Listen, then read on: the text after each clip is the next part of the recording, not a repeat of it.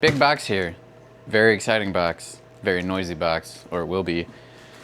This is my brand new LSA Supercharger. And that's pretty sick. So, I really need more space in here to work on stuff. So I'm gonna take it out of the box and put it on this table.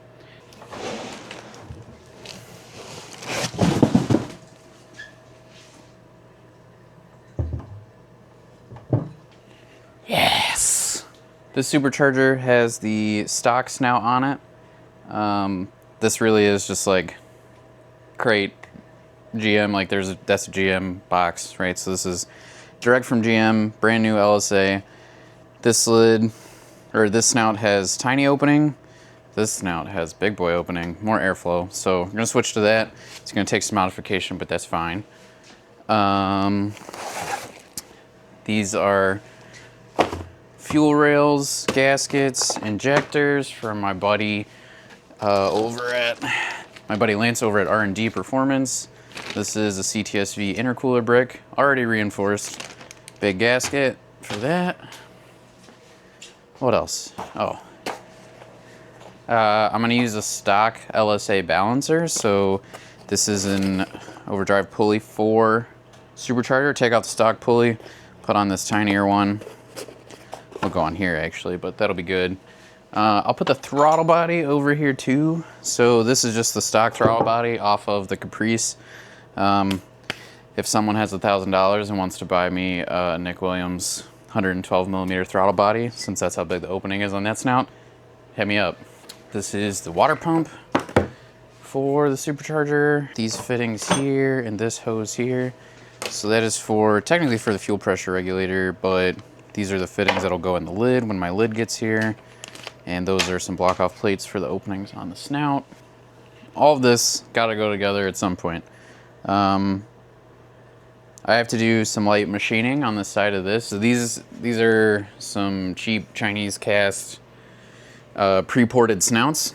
My buddy Sujit had a couple of these. I guess they did a run of them a couple years ago. And they were snapping the shaft here in the snout because they were misaligned. And I scanned this one, I scanned a stock snout. We were gonna have some of these made, but it's not really cost effective and the demand's not really there. But essentially, the only thing you gotta do is machine like 50 thousandths of an inch off of this face here. Because what happened is they bolted it to the front of the LSA and it was like preloaded off to the side, and that's what snapped the snout. At least I hope, because this is way cooler and this is how you make power. I gotta get that together, I gotta machine that, and then bolt all that goodness up. But I can't really finish it until the lid gets here. I do want to get the injectors in and the fuel rails in because they're gonna look sweet. Screw it, let's do that now. My Adderall hasn't kicked in yet, so it's kind of hard to figure out what to focus on. My second Adderall, that is. Oh my God, let's throw out my bag. Why don't I take the snout off first? So, and when I say snout, for those that don't know, that's just the throttle body opening and the front pulley attachment section for Supercharger. If you don't know how a Supercharger works, air goes in the throttle body just like it would normally go in your motor. But then this guy here, this belt, spinning on the front of the motor, and then these little rotors back here go wee wee wee wee wee, and then the air gets compressed. And it goes whoosh, boom, forcing air into the motor. That's why it's called forced induction. Yeah, let's take off these 10 mils, pull the snout off, and then I can put the injectors on. I mean, I could do that before, but it won't be as heavy and hard to move. And I can figure out what I need to transfer over from this snout to that one, and then I can list this for sale so I can pay for all this stuff.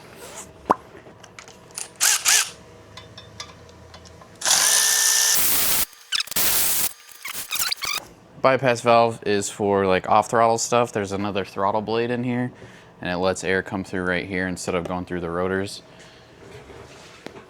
At least that's what I understand it to be for. What did I say I need? Oh yeah, prep bar.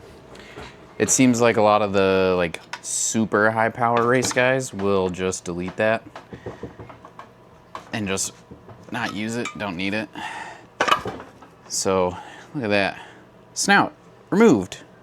I'm incredible. Oops. All right. Fuel rail. It's exactly what it sounds like. I don't think I really need to explain. Fuel goes in, then it comes out. Goes into the injector, then gets injected. Pretty straightforward there. Got some bolts and stuff. Get rid of this box. And then we got some sweet, if you need injectors or any supercharger stuff really, my buddy Lance at R&D's got you covered. He's got kits for like every vehicle basically.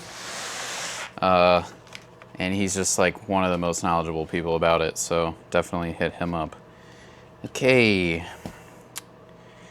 I feel dumb because I have an LSA lid that I made, but I don't remember where all the bolts go. The nice part is I still have my 3D printed mock-up. Boom, there you go. All right, now I know which holes are left over for the injectors, or for the fuel rails. Man, I can't even talk. Lance, I'm disappointed I gotta put all these tiny screws in by hand, man. They don't come pre-assembled. What kind of service is this? It's incredible service, actually. Lance has been a big help. Especially because I'm trying to do all this so fast, and he is 30 minutes from me. So, yeah, okay. So that goes like that. I'm gonna assume it actually goes the other way.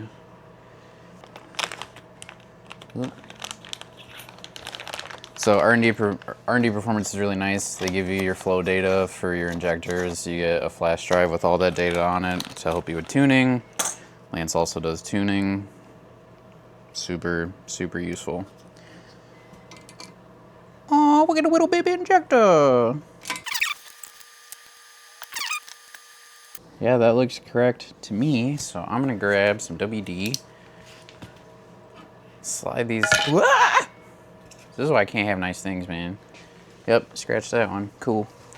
Yeah, grab some WD. Sprayer in there. Oh, it's on the O-ring. Yeah, there we go. Lube them up real good. Lube up the O-ring. Oof! Look at that.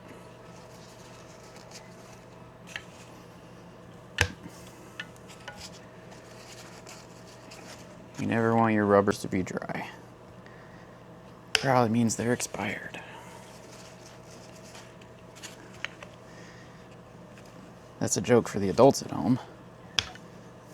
I don't know, there's an Eminem song. It's probably about kids too at this point. Oh, put the connectors in the wrong spot. All right. And we'll do the same thing to these lower O-rings. And we should be able to pop this whole thing right into place.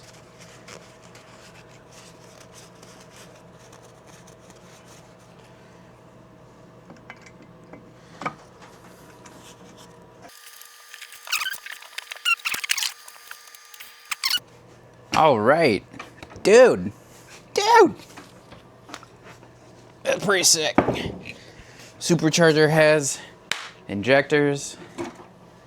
I think my lid is gonna look just epic on there once I get it to fit right, but man, that's...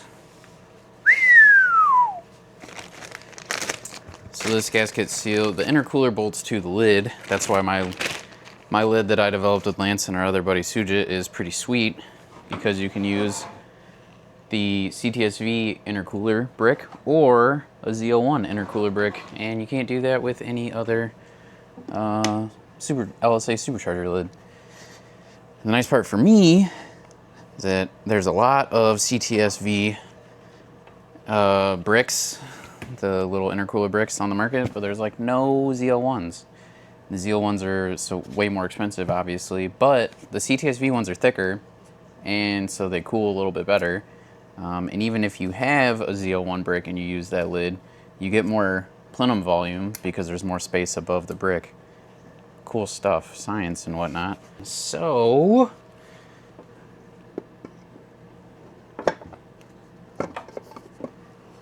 aha, very obvious, very quickly. So I barely aligned the pins. Right here, you hear that? That's the housing hitting, that's the blower housing hitting the side of this guy. So, it is very clearly like this is just the way they're both cast is causing this interference. So, right here, you can see this is the parting line for the blower. Clearly it's, you know, they machine it here, which is great, but this thing clearly has too much material right here. Man, there's not a great way for me to hold that in the mill. You could be like, oh, just throw it in a vise. First of all, I don't have conventional vices on my mill. I would try to hold it with like a 90 plate, but I need to hold it like this, vertically. I imagined I would try to hold it with a 90 plate, but this guy's in the way, and I can't take that off. At least not easily. I might just take it to the belt sander. All right, itty bitty belt sander, disc sander dude. Is there enough of a datum to register this against? And the answer is kind of, but not really. So, here we go.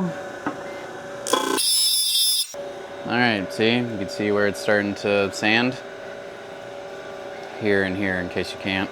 We got a while to go. Like I said, we're gonna take 50 thou. That right there is probably 100 thou, maybe 150 thou. So, taking off a decent amount here.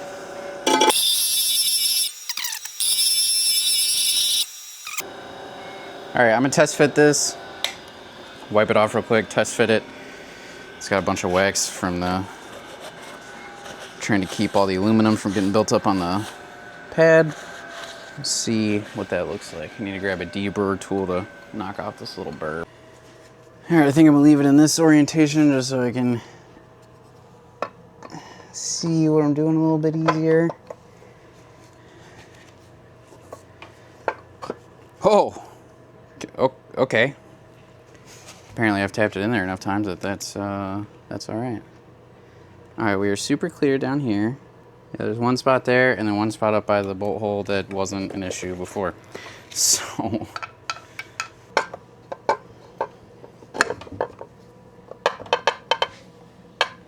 all right, so now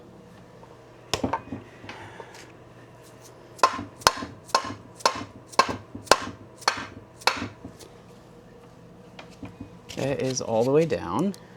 So the other videos I had seen, people couldn't even spin this hub without it breaking off. So I would say that this movement that we've got here is good, and that I could probably bolt this down and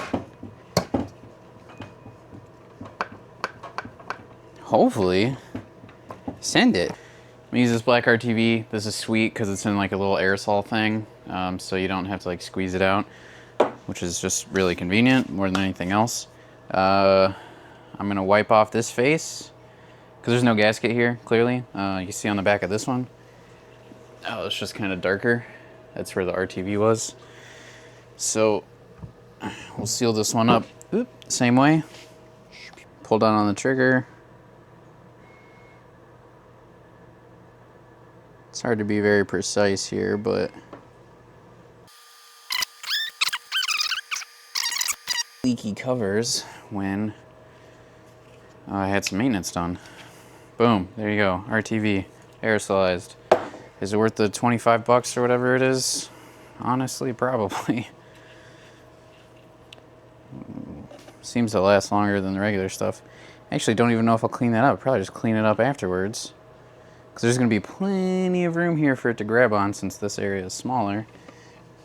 Okay. Now, line that part up.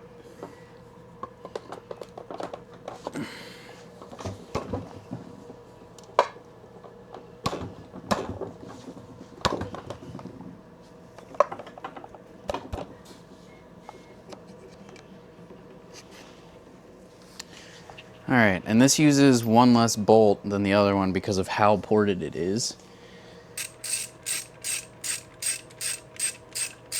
Time to bolt the supercharger on.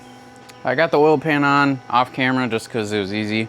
I've got the gaskets on the bottom of the supercharger. I got red Loctite on all the bolts. I'm gonna set it up here and, oh crap, I need to do oil pressure sensor first because that'll probably be harder to get to. All right, oil pressure sensor is on. Easy peasy. I just figured that'd be a lot easier to do before I throw this big bad boy on.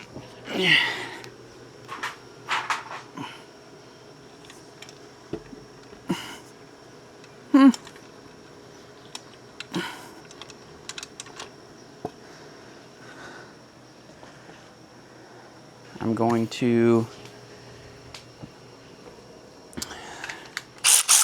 snug these down, alrighty. Time to bolt on the accessories. First one I'm gonna start with is the water pump.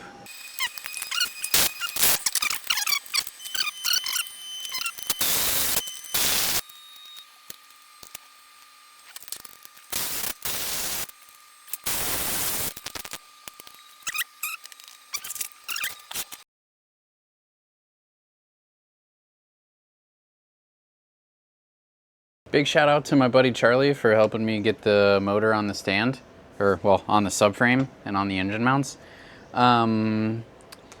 Unfortunately, I jumped the gun and I forgot this little plug that goes inside of the oil pan, which is at the bottom of the motor, which means this all has to come off. Luckily, I don't think it'll be that hard. I'll just lift the motor up off the subframe and then take the oil pan off and away we go. But I had already ordered this. I think we did that on Sunday. I knew this was gonna be here today, which is Wednesday. I was just really excited, and too excited apparently. So I'm gonna get this lifted up, take the oil pan off, scrape off the RTV I put on there, put on some more RTV, put this plug in the pan, put that all back together, and then some other parts showed up that I can get bolted on. So here we go. That's what happens when you rush.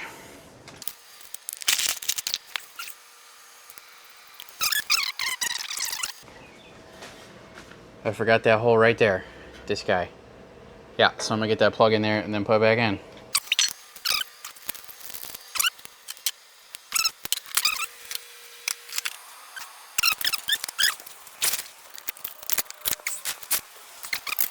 All right, as you can see, the motor is, well, it's in the car, actually. I think this video is like 2 or 3 weeks old at this point. A lot of stuff has happened in the past couple weeks. Sponsorship part-wise showing up, everything kind of going together. Obviously, when things go back in the car, it's a lot more exciting. So stay tuned for next week. Make sure you like and subscribe so you don't miss it. Get some merch. And as always, I'm Zach. This is IPF Racing. Thanks for watching.